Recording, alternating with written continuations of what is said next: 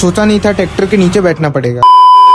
तो hello guys, जय गणेश। तो आज हमें जाना है जिमने। तो आज हमें जाना था भंडारे में जिमने। इधर आए तो भाई गंदा वाला ट्रैफिक है। फिर मैं और मेरा मोटू दोस्त आ जाते हैं इधर। भाई हजारों की तादाद में पब्लिक आई है। हमने भी जगह ढूंढी और फटाफट खाना खा के निकल। सो गाइस, जग भी फूटा मेरी किस्मत के जैसा।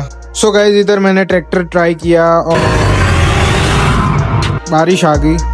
तो भाई मजबूरी में ट्रैक्टर के नीचे बैठना पड़ा और देखो भाई गंगा बह रही है भाई मेरे पैर के नीचे से। सो गाइस, घर पे आने तक पूरे भीग चुके थे। तो गाइस, ऐसे ही व्लॉग एंड होता है। चैनल पे ना सब्सक्राइब करो, पेज पे ना फॉलो करो। जय गणेश।